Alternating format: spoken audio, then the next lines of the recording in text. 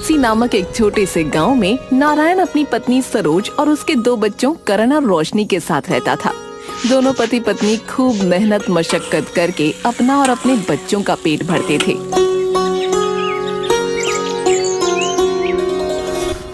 सरोज, हर बार ठंड में तापमान इतना नीचे तो नहीं जाता था, लेकिन इस साल तापमान बहुत ज्यादा गिर गया है। हाँ, आप सही कह रहे हैं। इस बार तो गांव के लोग बहुत ज्यादा परेशान हैं। दिन हो या रात हो, लोग ठंड से ठिठुर रहे हैं। इस साल तो बहुत ज्यादा ठंड पड़ रही है। काम करना बहुत मुश्किल हो गया है। घर से निकलते ही ठिठुरन शुरू हो जाती है। नारायण अपनी मालकिन मधु के घर खाना बनाने चला जाता है। सरोज अपने बच्चों को सरकारी स्कूल छोड़कर फूल बेचने चली जाती है। नारायण, तुम जल्दी से सारे काम निपटा लो। तुम्हें पता है ना आज हमारे घर पर पार्टी है। मालकिन, मैंने तो सारे पकवान बनाकर रख दिए हैं। अगर तुमने सारे पकवान बना लिए हैं तो आज तुम घर सजाने में भी मेरी मदद कर दो। ठीक है मालकिन, मैं आपकी मदद कर देता हूँ। ठीक है, लेकिन तुम्हें आज पार्टी में आना है। अपनी पत्नी और बच्चों को लेकर आ जाना। मालकिन, कितने बजे आना है? आप मुझे वक्त बता दीजिए। तुम शाम को 7 बजे पार्टी में आ जाना। और हाँ, मुझे तुम्हारी थोड़ी मदद की भी जरूरत होगी, ठीक है?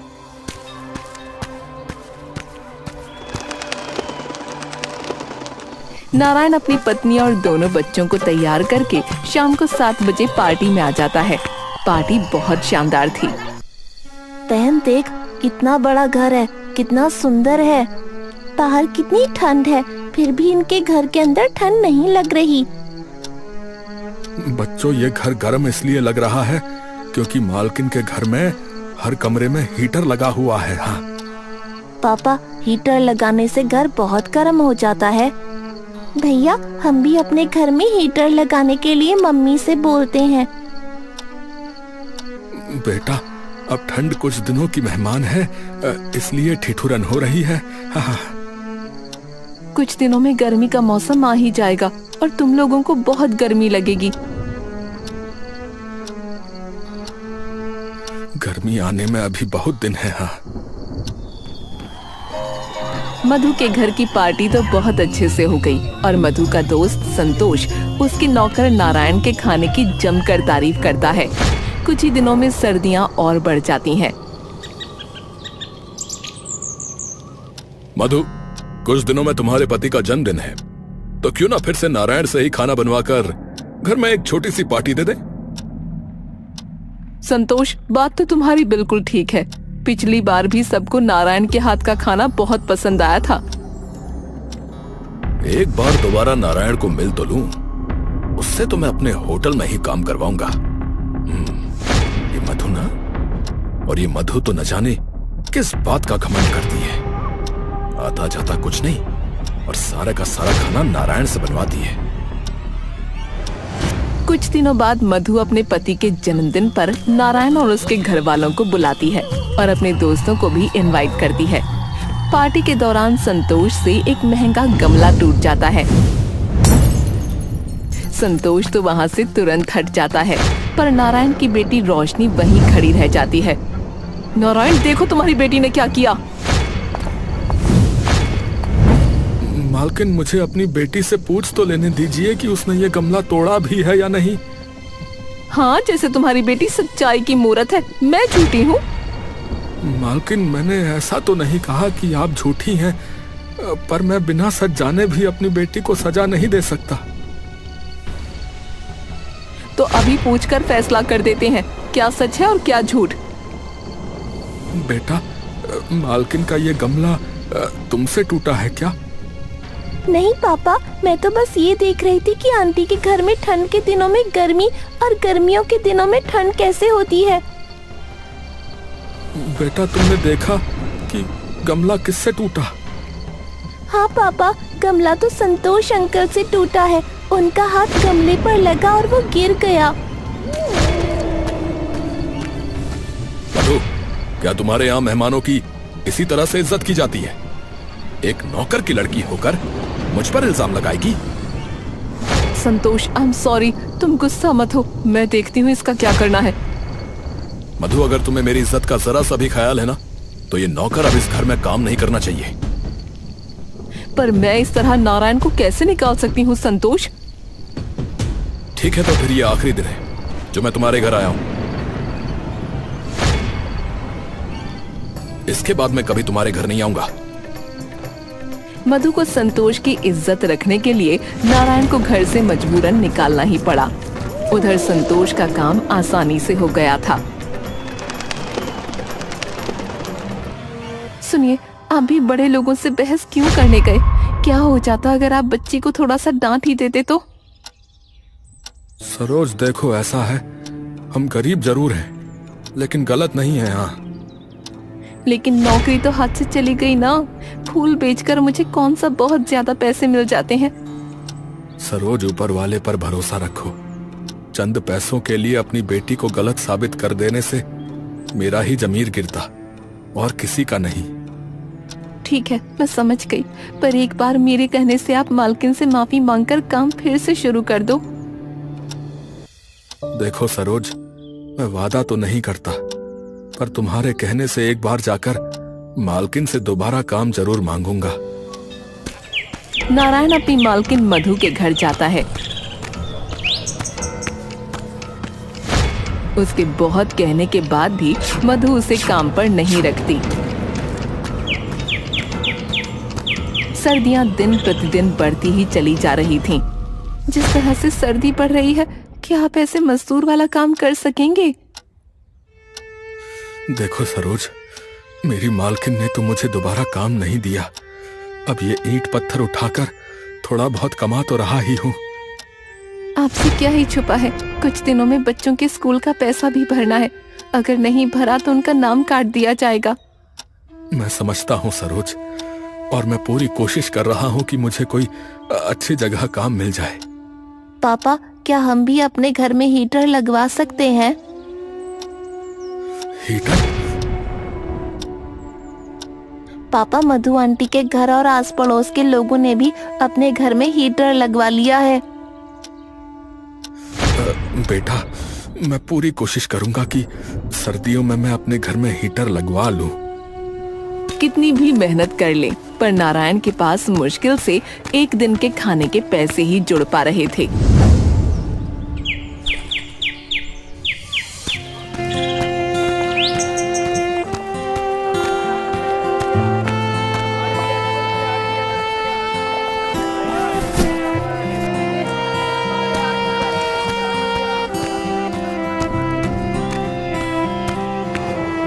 हे भगवान, अब तो खाना बनाने के लिए आटा भी नहीं है। अब मैं आटा कहाँ से लाऊं? मेरे पास तो अब और पैसे भी नहीं हैं। क्या हुआ? आप इस तरह से परेशान क्यों हैं? सरोज, मुझे जो तनख्वाह मिली थी वो सब घर खर्चे में खत्म हो गई। मेरा क्या है, मैं तो पानी पीकर भी सो जाऊंगा, पर बच्चों को और तुम्हें भूखे पेट नींद कैसे आएगी? कोई बात नहीं, खाना आज मैं अपने साथ लेकर आई हूँ। सेठ जी के यहाँ पर आज दावत थी, तो उन्होंने कुछ खाना बच्चों के लिए भिजवा दिया है। उस रात तो भगवान की कृपा से सभी को खाना मिल गया था। अगले दिन सुबह नारायण फिर काम की तलाश में निकलता है। तभी उसे रास्ते में संतोष मिलता है। अरे नारायण, कैसे हो? इस तरह परेशान क्यों घूम रहे हो? छोटा मुंह बड़ी बात साहब, आपका तो घर पैसों से भरा होगा, लेकिन फिर भी आपने हम जैसे नौकरों का जरा भी ख्याल नहीं रखा। ऐसी बात नहीं है नारायण, मैंने तुम्हें ढूंढने की बहुत कोशिश की। मानता हूं मेरा तरीका गलत था, पर मैंने जानकर ये सब नहीं किया। साहब, आप लोग बड़े लोग हैं, आपको दर बदर नहीं भटकना पड़ता, पर हम जैसे गरीब लोग कहां जाएंगे? देखो, माफी मांगने से तो कुछ नहीं मिल पाएगा तुम्हें, पर हाँ, मेरा होटल है। अगर तुम वहां बावर्ची का काम करो और तुम्हारे हाथ का खाना सबको पसंद आए तो तनख्वाह जरूर मिल सकती है। नारायण खाना बनाने के काम पर लग जाता है और ग्राहकों को खाना सर्व भी करता है। ऐसे ही शाम हो जाती है और होटल क्लोज होने का वक्त आ जाता है।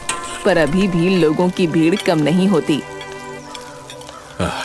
चलो, आज तो सारी डिशेस बिक गई और भीड़ भी कम नहीं हुई, इसलिए कल से तुम्हें और डिश बनानी होंगी। साहब, मैं बहुत ही स्वादिष्ट नाश्ता भी बनाना जानता हूँ।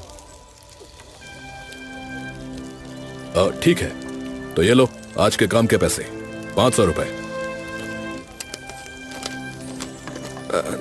धन्यवाद साहब, आपने आज मेरे घर वालों को और मुझे भूखा सोने की नौबत नहीं आने दी। नारायण होटल से निकलकर सबसे पहले राशन की दुकान पर जाता है। वहाँ से राशन का सामान खरीद कर घर आ जाता है। सरोज, भगवान ने हमारी सुन ली। ये लो, हफ्ते भर का राशन और सब्जियाँ। आपके पास इतने सारे पैसे कहाँ से आए? कोई अच्छा काम मिल गया क्या? सरोज, भगवान से प्रार्थना करो कि साहब का काम चल जाए, और अगर कल भी इस तरह से उनके होटल में भीड़ लगी रही तो वो मुझे कल मेरी महीने की तनख्वाह बता देंगे। आपको किसी होटल में काम मिला है? फिर तो साहब बहुत अमीर होंगे, है ना? हाँ सरोज, मेरी जो मालकिन थी उनके दोस्त नहीं थे संतोष जी, संतोष जी का ही होटल है, और उन्होंने मुझे आज की तनख्वाह 500 रुपए दी थी। ठीक है, मैं जल्दी से खाना बना देती हूँ। आप हाथ मुंह धोकर आ जाइए और बच्चों को भी साथ ले आइएगा। अगली सुबह नारायण बच्चों को स्कूल छोड़कर वापस काम पर चला जाता है।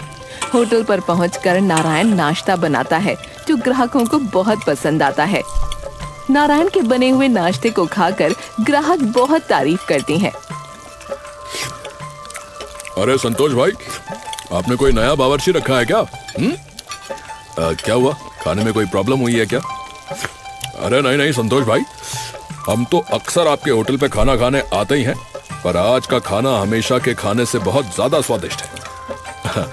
जी शुक्रिया शुक्रिया, ये तो बस हमारे बावर्चियों का हुनर है।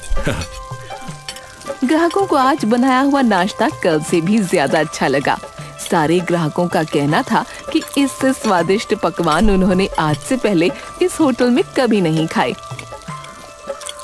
नारायण, तुम्हारे हाथ में तो जादू है। तुम्हारे हाथों के बने हुए पकवान खाकर ग्राहक एक एक्स्ट्रा प्लेट खा रहे हैं। तुमने तो कमाल ही कर दिया भाई।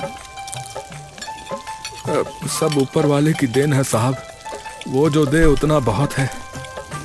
नारायण, आखिर तुमने ऐसा क्या मिलाया है इन पकवानों में जो ग्राहक इतनी तारीफ कर रहे हैं?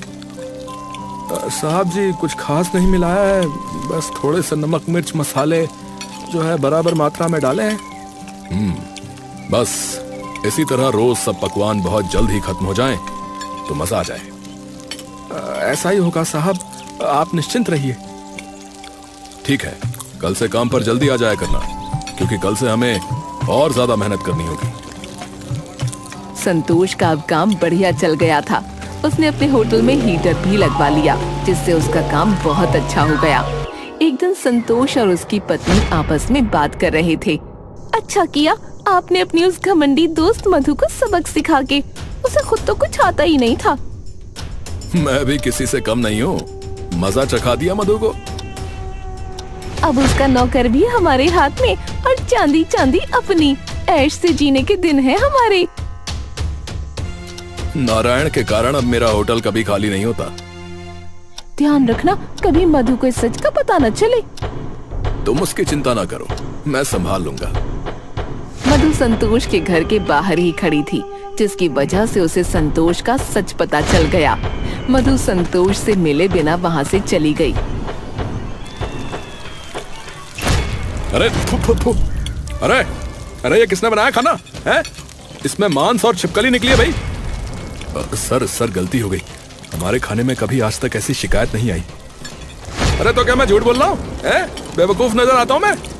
इस मरी हुई छिपकली और इस सड़े हुए खाने का पैसा दूंगा मैं तुम्हें, हैं? नहीं नहीं सर, आप बिल्कुल पैसा मत दीजिए, हम आपको नई डिश बना के देते हैं। अरे मुझे किसी प्रकार की डिश नहीं चाहिए, मैं एक वकील हूँ और तुम्हारा ये होटल बंद करवा के रहूंगा। देखिए ऐसा मत करिए, ये होटल ही मेरा सब कुछ है। मैं तो रोड पे आ जाऊंगा, मैं आपके हाथ जोड़ता हूँ, आप केस मत करिए।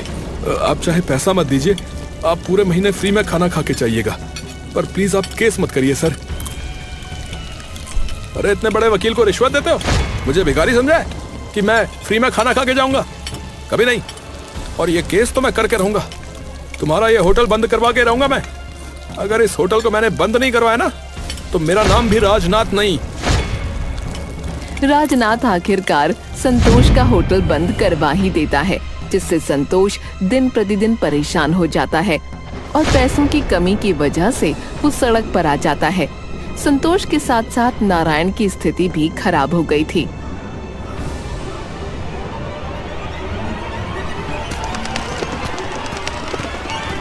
नारायण, सुना है तुम जहाँ काम करते थे उनका होटल बंद हो गया है? मालकिन, आप घर कैसे आई? आइए बैठिए ना।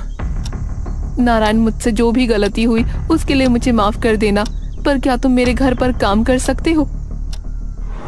जी मालकिन, ये तो मेरी किस्मत है कि आपके यहाँ मुझे दोबारा काम मिल गया। ठीक है, मैं तुम्हें 10,000 रुपए दूंगी और अपनी पत्नी को भी साथ लाना। मैं उसे भी 10,000 रुपए दूंगी काम करने के। आपका बहुत बहुत धन्यवाद मालकिन। अगले दिन नारायण और उसकी पत्नी दोनों मधु के घर काम करने लगते हैं। वक्त बीतता है, संतोष अपने हालात से परेशान होकर आखिरकार मधु के घर पहुंचता है। मधु, मैं कई दिनों से बहुत परेशान था, पर तुमसे कहने की हिम्मत नहीं थी। क्या हो गया संतोष? तुम तो बहुत ज्यादा परेशान लग रहे हो। मैं पहले तुमसे माफी मांगना चाहता हूँ। मैं समझी नहीं, किस बात की माफी संतोष? नारायण की बेटी ने वो गमला नहीं तोड़ा था और मैं जानकर नारायण को तुम्हारे घर से निकलवाना चाहता था। पर नारायण से तुम्हें क्या फायदा होता है संतोष? नारायण बहुत अच्छा खाना बनाता था, इसलिए मैं उसे अपने होटल में रखना चाहता था। मैंने किया भी वही, उसे यहाँ से निकलवा कर अपने होटल में रख लिया था। तभी वहाँ पर नारायण और उसकी पत्नी दोनों आ जाते हैं। उन दोनों को देखकर संतोष हैरान और चकित रह जाता है। नारायण, तुम यहाँ कैसे काम कर रहे हो? वो तुम्हें नारायण नहीं, मैं बताऊंगी। ये सब क्या चल रहा है? मुझे तो कुछ समझ ही नहीं आ रहा है मधु। मुझे ये बात बहुत पहले ही पता चल गई थी कि जो कुछ भी हुआ वो तुम्हारा किया धरा था। जब मधु कुछ बताती, वहाँ राजनाथ भी आ पहुँचा, जिसे देखकर संतोष के साथ साथ नारायण भी हैरान रह गया। मालकिन, यही तो थे जिन्होंने संतोष जी का होटल बंद करवा दिया। मधु, तुम इन्हें भी जानती हो क्या? सबके सवालों का जवाब मिलेगा। राजनाथ मेरा ही दोस्त है। जब संतोष ने मेरे साथ धोखा किया, तब मैंने राजनाथ को सारी बातें बताकर ये प्लान बनाया और इस प्लान के मुताबिक मैंने सारे काम कराए ताकि संतोष को अपनी गलती का एहसास हो जाए। तुम्हारा होटल मैंने टेम्पररी बंद करवाया भाई, तुम्हें बस तुम्हारी गलती का एहसास कराने के लिए। पर आप लोगों ने अपने इस खेल में मुझे क्यों शामिल किया? ये गलती मेरी ही है। ना मैं उस दिन वो सब करता और ना आज नारायण या मुझे ये दिन देखना पड़ता। तुम माफी के लायक तो हो नहीं संतोष, पर मैं फिर भी तुम्हें माफ कर रही हूँ। देखो मधु, मैंने तुम्हें धोखा देने का कभी नहीं सोचा था, पर तुम्हारे घमंड के कारण मैंने ये सब करा और इसमें मेरा भी फायदा था। दिन बीतते गए और मधु ने नारायण को 15,000 की तनख्वाह देना शुरू कर दिया था। संतोष का होटल भी उसे वापस कर दिया गया।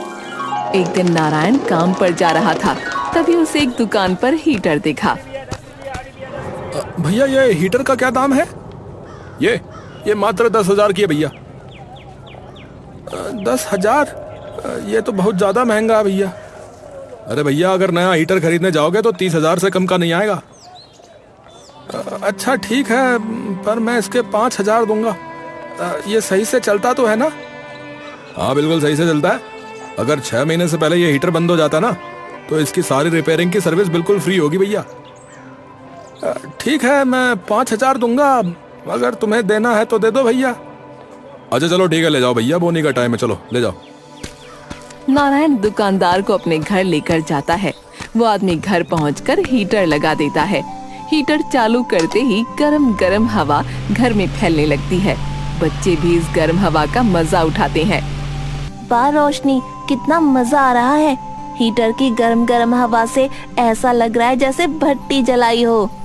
हाँ भैया, इतनी ठंडी में ये गर्म हवा सूरज की चादर जैसी लग रही है। घर में हीटर के लगते ही बच्चे बहुत खुश हो जाते हैं। सरोज जैसे ही घर पर आती है वो भी हीटर की हवा खाकर खुश हो जाती है। आपने आखिर बच्चों की इच्छा पूरी ही कर दी। अरे कैसे ना करता भला, बच्चे तो आखिर मेरी जान है, परिवार से बढ़कर मेरे लिए कुछ भी नहीं। हीटर लग जाने की वजह से बच्चे बहुत खुश हैं और मैं भी। आपकी कमाई भी अच्छी होने लगी है। हाँ, बस तुम्हारा साथ और भगवान का हाथ सर पर रहेगा तो ऐसे ही आगे बढ़ता रहूंगा। मधु अपनी जिंदगी में खुश थी और संतोष अपनी गलती का पश्चाताप करने के लिए नारायण के बच्चों की स्कूल की फीस भरता है।